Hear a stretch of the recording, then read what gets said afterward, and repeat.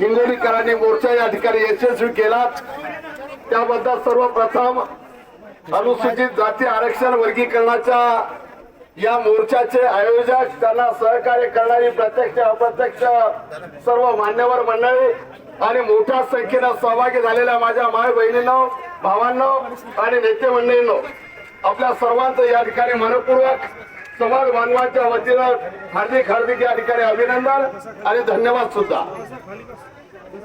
या ठिकाणी अनुसूचित जाती आरक्षण वर्गीकरण चळवळीतील महाराष्ट्रातील अग्रणी सेनापती आदरणीय गणपतरावजी भिसे साहेबांनी या विषयाच्या अनुषंगाने अत्यंत महत्वाची माहिती या ठिकाणी विशद केलेली आहे। आदरणीय भरांडे सरांना आपल्याला ऐकायचंय, आदरणीय घोडे सरांना आपल्याला ऐकायचंय, अनेक मान्यवर या ठिकाणी आहे।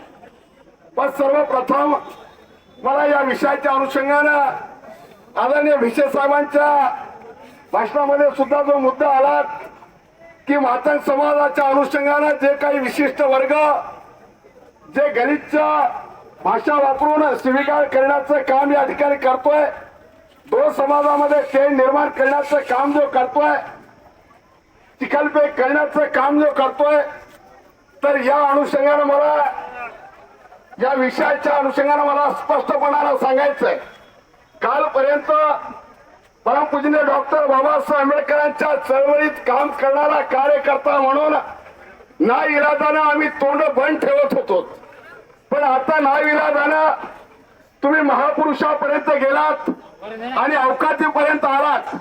म्हणून या ठिकाणी भिसे साहेबांनी एक अत्यंत खंबीरपणाने धीरोदात्तपणाने एक वाक्य या ठिकाणी उच्चारलेलं आहे, कालपर्यंत हा समाज ज्या पद्धतीनं जे दुसरं देण्याचं काम इतरांनी केलं, या समाजाला जे इतरांनी समजलं, आज मागाचं प्रत्येक पोरग कोणत्याही शहरातल्या भर चौकामध्ये अनुसूचित जाती आरक्षण वर्गीकरणाच्या विषयावर कुणाला सुद्धा उरून पुरते आहे आणि ही या चळवळीची यशस्वीता आहे। आज मला सगळ्यांना सांगताना एक सांगायचं आहे, मी ठळक मुद्द्यासारखं या ठिकाणी काही गोष्टी ठेवणार आहे।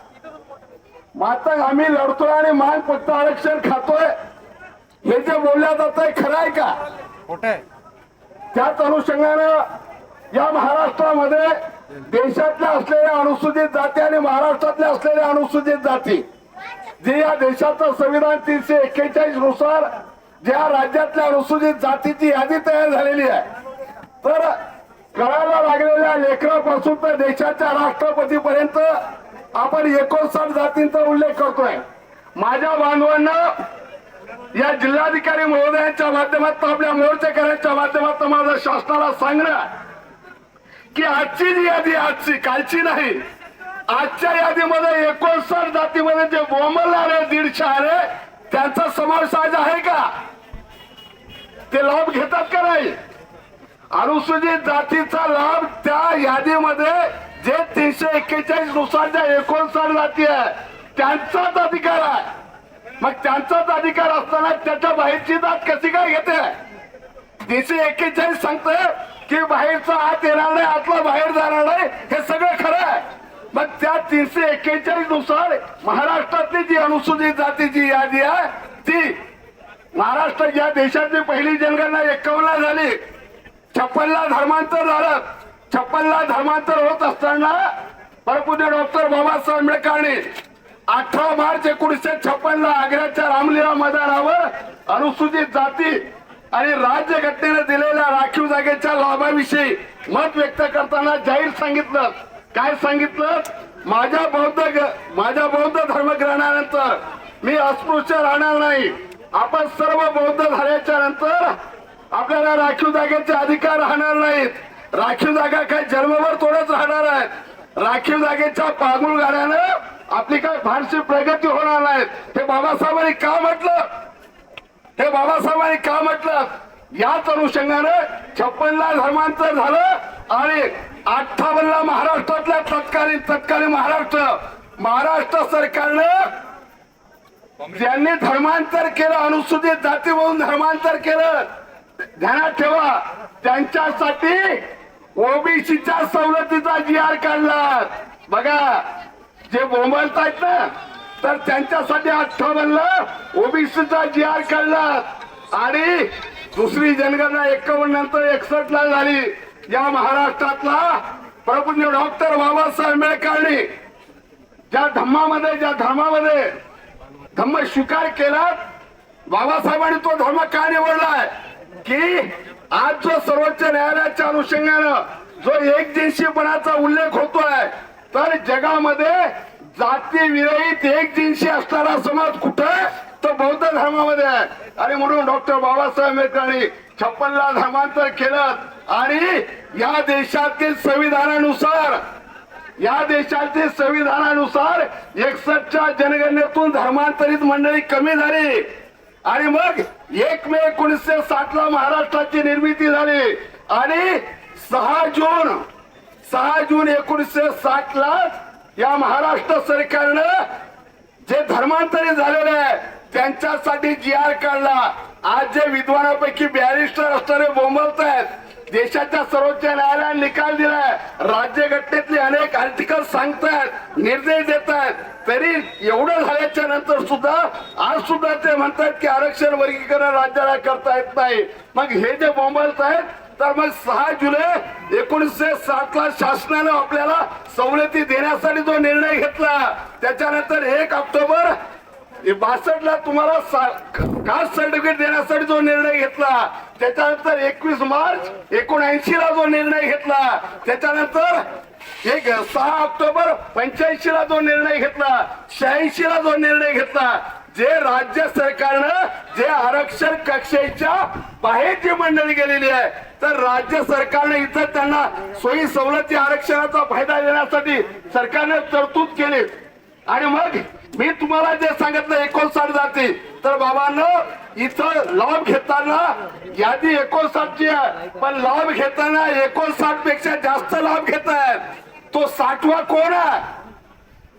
जे 56ला धर्मांतरित झाले, 61च्या जनगणनेतून वगळले आणि 3 जून 1990ला VP सिंगांचं सरकार होतं.